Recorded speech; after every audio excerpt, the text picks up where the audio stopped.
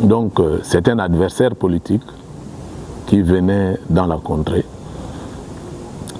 Et un adversaire n'est jamais désiré chez soi.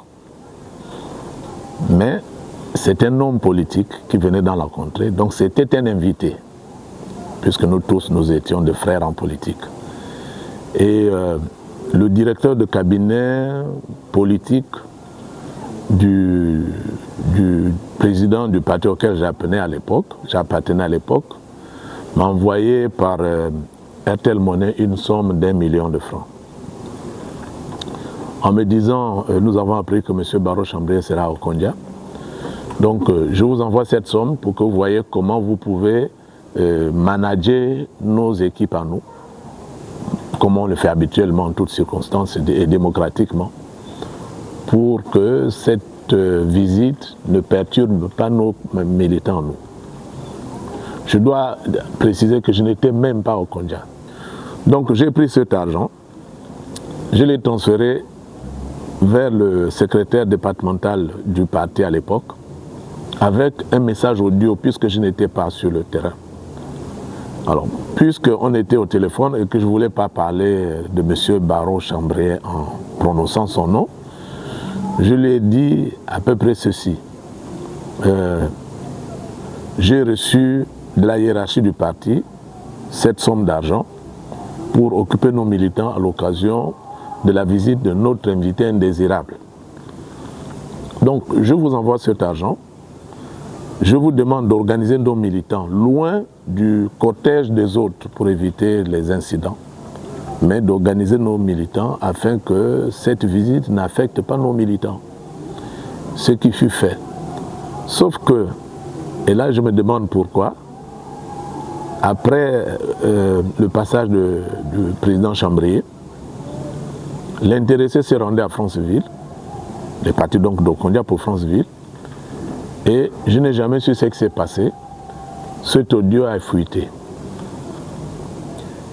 Et comme une traînée de poudre, tout le monde a raconté que M. Otunga aurait barré le passage à Barreau Chambrier, ce qui est totalement faux. J'ai dit que l'équipe du Barreau Chambrier est vivante, on peut se rapprocher d'elle. Ils ont été très bien reçus à Okondia. Alors après coup, j'ai cherché à savoir pourquoi cet audio.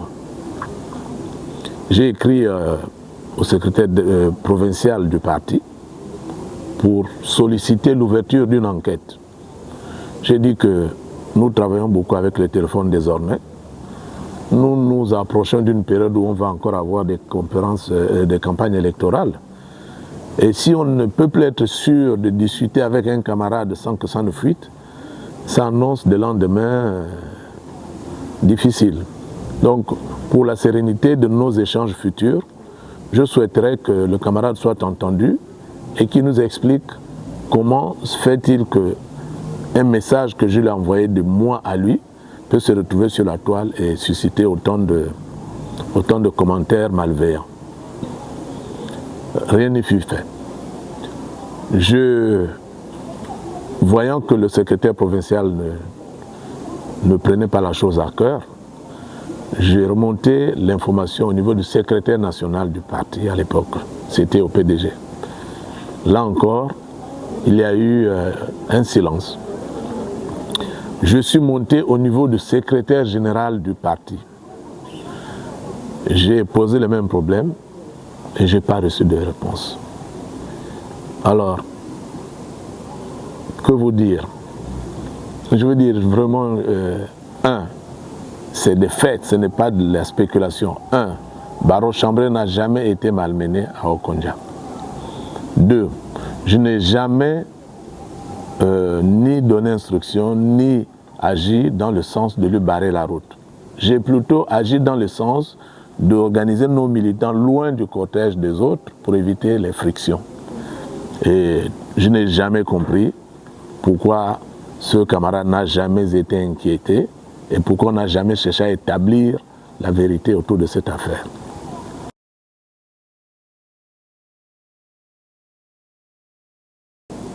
Je ne sais pas si je dois, à ce niveau-là, parler de ma vie privée. mais je veux vous annoncer que M. Lumbumba Lepando fut un ami intime à mon oncle, lequel oncle qui était d'ailleurs mon père spirituel, m'a gardé à partir de l'âge de 9 ans. Je dois vous annoncer que pour entrer en douane, j'ai déposé mon dossier sur la table du ministre Jean-Pierre Lumbumba Lepando.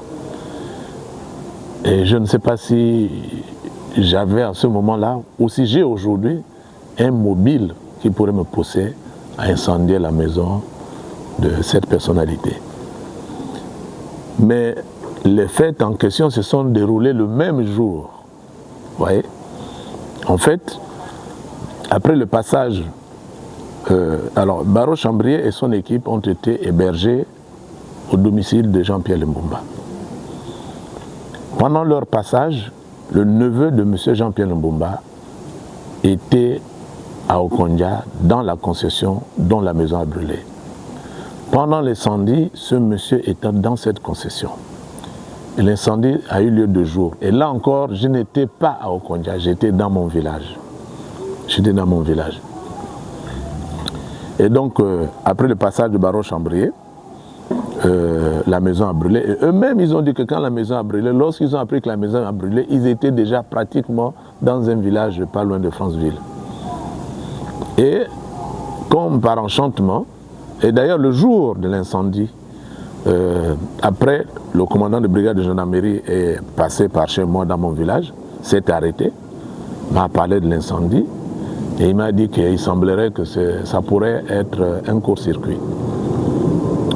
C'est le lendemain que j'apprends d'une autre hiérarchie militaire que, en fait, j'ai fait partie des suspects. Alors, je ne sais pas quoi vous dire. Nous avons tous grandi à Okondia. Je ne suis pas quelqu'un de violent. Je ne me suis même jamais battu à Okondia. Je n'avais aucun mobile, aucune raison, aucune animosité avec le propriétaire de la maison. Je ne sais pas pourquoi, de but en blanc, je me serais levé pour aller brûler sa maison. Ça, c'est la première chose. Deuxièmement, l'incendie s'est produit au moment où la concession n'était pas vide. Il y avait le gardien. Il y avait même le neveu du propriétaire qui était dans la concession en train, dit-on, de vider des étangs qu'ils ont là-bas. Et de plein jour. Alors, comment aurais-je fait pour de plein jour aller brûler une maison qui ne m'a rien fait, dont le propriétaire n'a aucun problème avec moi? J'ai mis ça sur le compte des mêmes personnes qui voulaient me nuire et qui avaient orchestré la rumeur sur l'incendie, sur Baro Chambrier.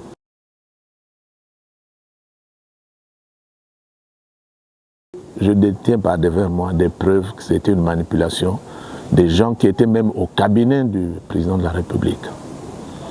Parce que après, je suis tombé sur un document où un des activistes écrivait à un autre activiste en lui disant l'argent que Syriac, c'est écrit comme ça, l'argent que Syriac nous a envoyé pour véhiculer de fausses informations sur M. Otunga, vous l'avez distribué entre vous, vous ne m'avez rien donné et pourtant vous avez été grassement payé. Alors en réaction, je vais écrire sur les réseaux sociaux qu'on nous a payé pour véhiculer de fausses informations sur M. Otunga et que vous avez pris cet argent sans m'en parler. Moi j'ai des documents sur ça. Je me suis tué parce qu'à l'époque j'étais responsable politique du moment à Okondia. Et parce que quand on est responsable politique, bon, on assume certaines choses en silence. Mais quand j'ai vu la persistance des rumeurs, je pense qu'aujourd'hui, il faut que je dise aux gens que je n'ai jamais barré la route à Baro Chambrier. Je n'ai jamais fait barrer la route à Baro Chambrier. Je n'ai jamais incendié le domicile du ministre Lumbumba. Je n'ai jamais fait incendier le domicile du ministre Lumbumba. Je n'ai jamais posé un acte de ce type-là dans ma vie.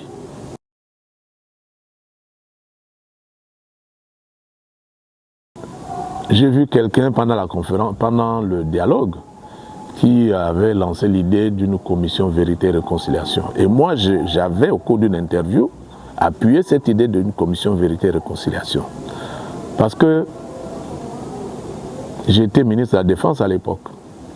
Ce que je peux vous dire, qui est consigné par écrit, c'est qu'avant, longtemps avant les élections, le président de la République de l'époque nous a écrit au ministre de l'Intérieur et au ministre de la Défense pour nous indiquer qu'à l'occasion de futures opérations de maintien d'ordre, je vous interdis de l'utilisation d'armes létales. Je proscris l'utilisation d'armes, c'est-à-dire d'armes pouvant donner la mort. Moi, j'ai reçu ce document, je l'ai transféré vers mes subalternes de l'époque. Et si j'avais par hasard, par la suite reçu un ordre contraire, j'aurais exigé un écrit. Puisque j'avais un écrit qui m'interdisait l'utilisation d'armes létales. Je ne pouvais pas moi-même faire fi de cet écrit et utiliser des armes létales. Ça, c'est la première chose. La deuxième chose, c'est que, en réalité, beaucoup de gens se font beaucoup d'images. Ils se disent que le ministre de la Défense, dans son bureau, il prend un téléphone, il appelle un service, il dit prenez les armes, allez tirer sur madame du bloc d'Alice. Mais ça ne se passe pas comme ça. Le ministre de la Défense n'est pas dans l'opérationnel, il est dans la gestion. Ensuite, la gestion stricte des armements, elle est encadrée. Elle est encadrée. Donc moi, personnellement, je n'ai ni donné de l'ordre, ni reçu de l'ordre de tirer sur qui que ce soit. Et si vous voyez un peu où se situe la maison de Jean Ping en question, elle n'est pas loin de la mienne. Et personne ne peut dire qu'avant cette situation, j'avais un dispositif de sécurité propre pour protéger ma maison avant d'aller brûler celle de mon voisin. Je pense que si on veut avoir la vérité sur cette affaire, il faut un jour mettre sur place une commission qui va enquêter et qui va rendre, non pas seulement sur cette affaire, mais même sur l'incendie en question. Le problème au Gabon, c'est que les enquêtes n'aboutissent jamais. Il y a eu par exemple cet incendie, il y a eu une enquête, et on n'a aucun résultat sur les enquêtes. Mais par contre, sur l'incendie, par exemple, j'ai discuté avec un neveu du propriétaire. Je lui ai posé la question simple. Dis-moi un peu, pourquoi vous pensez que c'est moi qui ai brûlé? Et il me dit, non, mais c'est pas toi. On pense ou on sait que c'est Sylvia. J'ai dit, mais qu'est-ce que moi j'ai à voir avec Sylvia? Oui, mais parce que tu étais avec eux à l'époque. J'ai dit, mais quand j'étais en ce moment-là, je n'ai jamais été au contact avec Madame Sylvia, ni pour des raisons professionnelles, ni pour des raisons personnelles. Moi, je travaille avec l'époux, je suis son directeur de cabinet adjoint, je suis son ministre, mais ça s'arrête là. Et puis maintenant, si vous avez vos problèmes personnels, en quoi ça m'impacte? Voyez? Donc, même sur ces questions de violence post-électorale, si on avait voulu savoir, on saurait. Là, on vient de sortir de la transition, c'était l'occasion.